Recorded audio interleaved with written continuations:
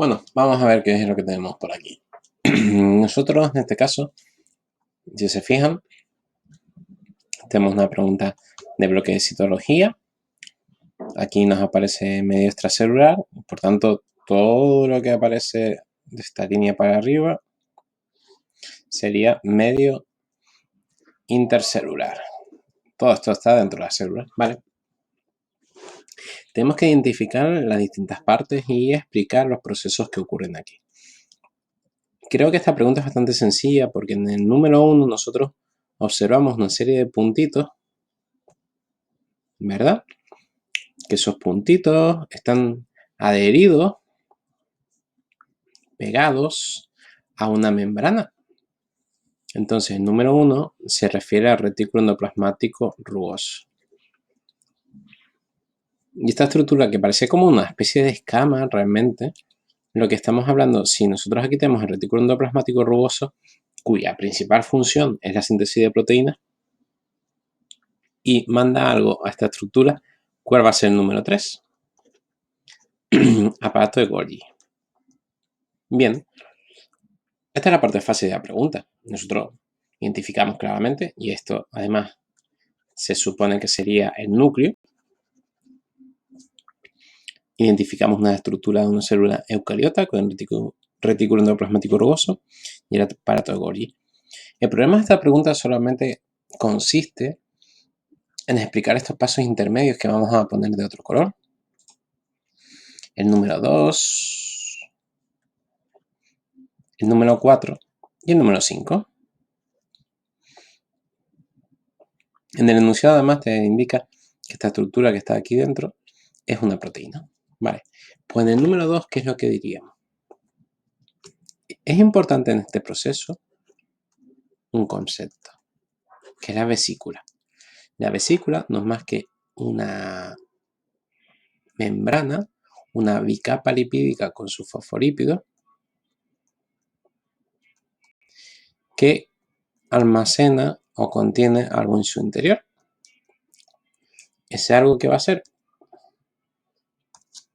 Pues en su interior está esa proteína que tiene que madurar, tiene que plegarse y tiene que a lo mejor glicosilarse, añadirse algún glúcido. Entonces, lo que vemos nosotros que en el número 2 lo que ocurre es un proceso de salida de esa vesícula de retículo endoplasmático rugoso al aparato de Golgi. Es importante que ustedes digan, este proceso es como una gemación o que es semejante, recalco esto, es semejante al proceso que ocurre por la exocitosis, ¿vale? Porque realmente la exocitosis lo que ocurre es un proceso de gemación en el que se va formando esa vesícula, se va formando. Nosotros tenemos una estructura plana. Esa estructura plana se va bombando. Cada vez se bomba más hasta que llega un momento en que el estrechamiento, esto se ha fusionado. Y entonces se libera la vesícula. ¿De acuerdo? Ese sería el proceso del número 2. En el 3, ¿qué es lo que ocurre? Pues que esa proteína va atravesando los distintos, y esto es importante, la estructura del aparato de Golgi lipiosomas. Nosotros además podemos diferenciar una cara cis y una cara trans, que podríamos nombrar en este caso.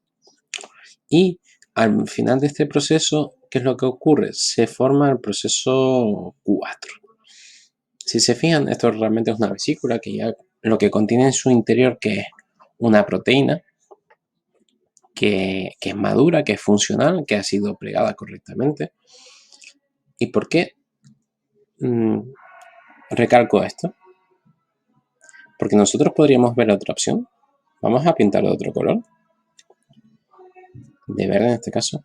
Si se forma una vesícula como esta al salir del aparato de Golgi, que en su interior tiene una serie de enzimas proteolíticas, esto va a dar lugar a la formación del lisosoma, que veremos a continuación. Pero esto siempre se tiene que quedar en el interior de la célula. Si ocurre como vemos aquí, que esa vesícula se fusiona con la membrana externa de la célula y aquí, en el número 5, sí que se produce la exocitosis, no es un proceso semejante como decíamos aquí. No, señores, aquí en el número 5 se produce la exocitosis, que es la salida de esa sustancia al exterior de la célula. Si se produce esto, no es un lisosoma, ¿de acuerdo?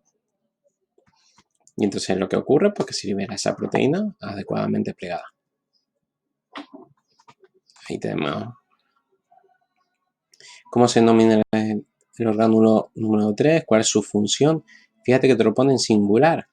Entonces, realmente el aparato Golgi tiene muchas funciones, pero nosotros si tuviéramos que decir solo una, diríamos maduración de las proteínas. Cuando hablamos de maduración, podremos especificar plegamiento y glicosilación, por ejemplo. Bien, y la otra pregunta que nosotros tenemos, más complicadilla, quizás sea esta. Vale, pues en este caso nosotros aquí, esto sería el núcleo. ¿Cómo sabemos que es el núcleo? Pues porque además en su interior vemos otra estructura, que esto sería el núcleo. Y vemos además que por fuera hay una serie de bolitas, de puntitos adheridos a esa membrana, que esto viene a referirse al retículo endoplasmático rugoso. Bien. ¿Y este gusanito de aquí qué es? Esto es un caso, bueno, más rarillo. Pero esto proviene del retículo endoplasmático liso y si se fijan, lo que va a ocurrir es que envuelve a esta estructura de aquí, que es la mitocondria. Entonces, la mitocondria, al final, se encuentra englobada por una vesícula. ¿Por qué digo que este gusanito tiene que ver con el retículo endoplasmático liso? Porque una de sus funciones es la síntesis de lípidos. Eso, por ejemplo, tiene que ver con la regeneración de membranas, la formación de vesículas. Y oiga, aquí se va a formar una vesícula, por eso tiene que ver con eso, ¿no? Vale. Aquí nosotros entonces, este es el primer tanteo y después aquí vemos claramente que esto es el aparato de Golgi. Bien. Entonces ahora nosotros tenemos dos rutas. Una que te indica el número 2 y otra el número 1. Pues bueno, vamos a empezar por el número 2. Si se fijan, este es el exterior de la célula. Entonces aquí parece una célula procariota, una bacteria, que va a introducirse en el interior de la célula. ¿Mediante qué proceso se introduce? Mediante endocitosis. Esta era la membrana antes, la membrana recogiendo parte de la bacteria y cada vez se pronuncia más, se ve más exagerado, hasta que llega un momento que se libera. Vale. Este número 2, ¿qué es lo que ocurre? Se fusiona con este B de aquí y forma otra cosa que es el D. Bien. ¿Qué es el B? ¿De dónde proviene esto? Te aparece el aparato Golgi y te aparece una flecha dirigiéndose aquí y una flecha dirigiéndose aquí. Por tanto, el B es un lisosoma primario. ¿De acuerdo? Se fusiona con algo que viene de fuera, con una vesícula hetero. ¿Por qué heterofágica? Hetero, ya que no proviene de la misma célula, sino que proviene del exterior. Y cuando ambas se juntan, se fusionan, forman algo que es el D. Que el D sería el lisosoma secundario. Bien, el lisosoma secundario, ya las proteínas que contiene el lisosoma primario, que necesitan un pH muy ácido, son proteínas funcionales, que son proteínas que van a actuar y que van a producir, cargarse, en este caso, la bacteria. Y con los restos de la bacteria puede ocurrir dos cosas. O bien se liberan al exterior de la célula, o bien se almacenan en la célula para su aprovechamiento. Reutilización. ¿Has visto? La ecología a nivel celular. Y vamos a poner en otro color el número 1. En este caso, el número 1, creo que ¿de dónde proviene? De una mitocondria. Oye, ¿la mitocondria dónde es? ¿De fuera o de dentro de la célula? Como es de dentro, formará una vesícula homofágica. O también lo pueden encontrar ustedes como autofágica. De hecho, suena mejor auto. Bien. Entonces, si se fijan, se ha formado tal, se fusiona con el B, que el B es el mismo de aquí, es decir, es un lisosoma primario, se juntan y forman el lisosoma secundario. Oye, Fran, una pregunta. ¿Esto es lo mismo que esto? Sí y no. Porque si te fijas, además, aparecen letras distintas. Entonces, técnicamente no es lo mismo. Entonces, nosotros tendríamos que diferenciar. Oye, sí, es un lisosoma secundario porque proviene de un lisosoma primario que se ha fusionado.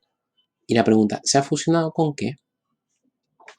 Pues si es con algo propio, sería un lisosoma autofágico secundario o un lisosoma heterofágico secundario. ¿De acuerdo? Para representar esa pequeña diferencia que quiere decir si la sustancia que se va a destruir es propia o es extraña de la célula. ¿De acuerdo? Y aquí de nuevo vuelve a ocurrir lo mismo. Esto se hidroliza, ya es un pH bajo el de la enzima, ya funciona y entonces se destruye.